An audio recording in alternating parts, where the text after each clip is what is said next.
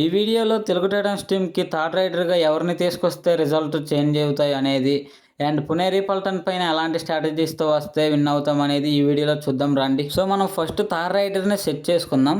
So మన టీంలో ఎంతమంది రైడర్స్ ఉన్నారో చూద్దాం. మనకు ఫస్ట్ రైడర్ వచ్చేసి Bharat Hooda, and second rider వచ్చేసి Vijay Malik, and third rider వచ్చేసి మంజిత్, అండ్ ఫోర్త్ రైడర్ వచ్చేసి జై భగవాన్, అండ్ ఫిఫ్త్ రైడర్ వచ్చేసి Chetan Sahu, and sixth rider వచ్చేసి Praful Jaware, and seventh rider వచ్చేసి నితిన్, అండ్ ఎయిత్ రైడర్ వచ్చేసి Ashish Narwal, and ninth rider వచ్చేసి రోహిత్. సో మనకి స్క్వాడ్ మొత్తంలో 9 మెంబర్స్ రైడర్స్ ఉన్నారు. సో ఈ 9 మెంబర్స్లో మనకు ఆల్రెడీ 2 రైడర్స్ ఉన్నారు. ఆ 2 రైడర్స్ ఎవరెవరు అంటే Bharat Hooda and Vijay Malik.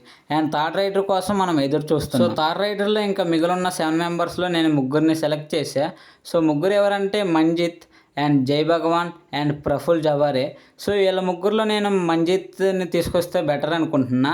So Manjit mat పైకి రావడం లేదు కాబట్టి జై భగవాన్ ఆడిపిస్తే బెటర్ అనుకుంటున్నా. సో ప్రఫుల్ జవారే కూడా బెటరే, కానీ మ్యాచ్ మొత్తం ఆడాలంటే ప్రఫుల్ జవారే ఆడలేడు. సో అందుకని మన వాళ్ళు సబ్స్టిట్యూషన్స్తోనే తీసుకొస్తున్నారు. సో సబ్స్టిట్యూషన్లో వచ్చినప్పుడు మంచిగానే పర్ఫామ్ చేస్తున్నాడు. సో నేను సెలెక్ట్ చేసిన 3 రైడర్స్ ఎవరెవరంటే Vijay Malik and Bharat Hooda and Manjit.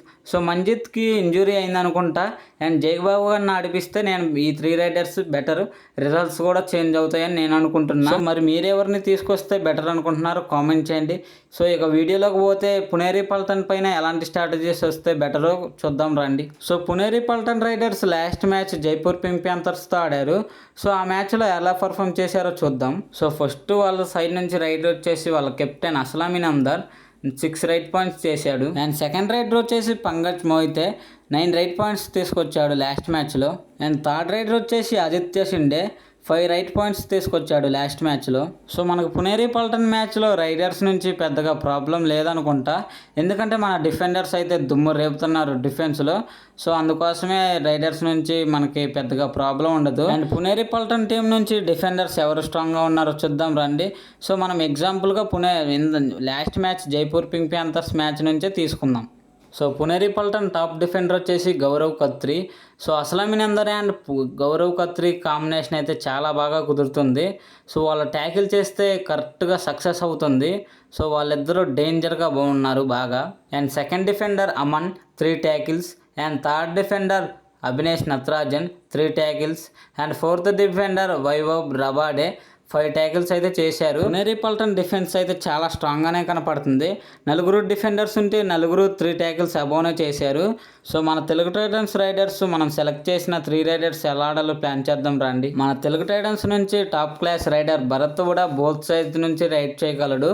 And అటు ఉంది రైట్ కార్నర్ ఆడితే గౌరవ్ ఖత్రి అయితే యాంకిల్ అవుట్ చేస్తున్నాడు బోనస్ చేసేటప్పుడు. అండ్ లెఫ్ట్ కార్నర్ ఆడేటప్పుడు అస్లామిన్ అమ్దార్ అండ్ గౌరవ్ ఖత్రి అయితే డాష్ చేస్తున్నారు. సో వాళ్ళు ఇనిషియేట్ చేస్తే ఆ ట్యాగిల్ అయితే సక్సెస్ అవుతుంది. భరత్ కూడా లెఫ్ట్ సైడ్ నుంచి కాకుండా రైట్ సైడ్ నుంచి స్టార్ట్ చేయాలి. సో ఎందుకంటే అక్కడ లెఫ్ట్ సైడ్ నుంచి రైట్ స్టార్ట్ చేస్తే అస్లామిన్ అమ్దార్ అండ్ గౌరవ్ ఖత్రి డాష్ చేసే అవకాశం ఉంది. సో రైట్ సైడ్లో డీప్గా వెళ్లకుండా బోనస్ చేస్తున్నట్టు టీచ్ చేసి గౌరవ్ ఖత్రిని హ్యాంకిల్ అవుట్ చేసేటట్టు టెమిట్ చేయాలి. సో గౌరవ్ ఖత్రి అయితే ఖచ్చితంగా హ్యాంకిల్ అవుట్ చేయడానికి అయితే వస్తాడు. సో అక్కడ తప్పించుకునే అవకాశం అయితే ఉంది. సెకండ్ రైడర్ మన captain doctor Vijay Malik. So Vijay Malik కూడా రైట్ సైడ్ నుంచే రైట్ స్టార్ట్ చేస్తాడు కాబట్టి విజయ్ మాలిక్ కూడా డీప్గా వెళ్లకుండా 2 టచెస్ అండ్ బోనస్ చేస్తున్నట్టు టెమిట్ చేయాలి. ఈ మ్యాచ్లో గౌరవ్ ఖత్రిని టార్గెట్ చేసి ఆడాలి. సో అలా అని అతని పైన డీప్గా వెళ్ళి ఆడితే అతను ట్యాకిల్ చేస్తే సక్సెస్ అయ్యే అవకాశం ఉంటుంది. సో మనం ఒక మైండ్ గేమ్ ఆడాలి, సిచ్యువేషన్కి తగ్గట్టు ఆడాలి. మన థర్డ్ రైడర్ జై భగవాన్ అయితే ఒక దగ్గర నుంచోకుండా హైట్ ఎక్కువ ఉంటాడు కాబట్టి షెపుల్ చేస్తూ ఆడాలి. హ్యాండ్ టచెస్కి ఎక్కువ ప్రయత్నించాలి. అండ్ భరత్ వూడా కూడా హ్యాండ్ టచెస్కి ప్రయత్నించాలి. సో భరత్ వూడాకి ఎలా ఆడాలనేది ఎక్స్పీరియన్స్ ఉంది కాబట్టి ఆడగలుగుతాడు. అండ్ జై భగవాన్ అయితేనే ఇంతవరకు ఏమీ ఆడలేదు. సో మ్యాట్ ఎక్స్పీరియన్స్ లేదు కాబట్టి కొంచెం చూసి ఆడాలి. సో భరత్ వూడా అయితే ఖచ్చితంగా ఫామ్లోకి రావాలి. ఫస్ట్ రైడ్ నుంచి అగ్రెసివ్గా ఆడాలి. సో పోయిన మ్యాచ్ విమమ్మ మీద ఆడినట్టు ఆడితే మ్యాచ్ అయితే ఓడిపోయే అవకాశం ఉంటుంది. సో రైడింగ్ డిపార్ట్మెంట్ మొత్తం భరత్ వూడా మీదే ఆధారపడి ఉంటుంది కాబట్టి భరత్ వూడా స్టెప్ అప్ అయి మంచిగా ఆడాలని కోరుకున్నాను. విజయ్ మాలిక్ కూడా కొంచెం రైడ్కి వెళ్ళేటప్పుడు భయపడుతున్నాడు. సో భయపడకుండా కొంచెం సిచ్యువేషన్గా తగ్గట్టు ఆడాలి. బోనసే కాకుండా టచ్ పాయింట్స్ కూడా తీసుకురావాలి. సో ఈ మ్యాచ్ ఖచ్చితంగా విన్ అవ్వాలి. అండ్ పునేరి పల్టన్ ఓడిస్తే కాన్ఫిడెన్స్ అయితే హై లెవెల్కి వెళ్తుంది.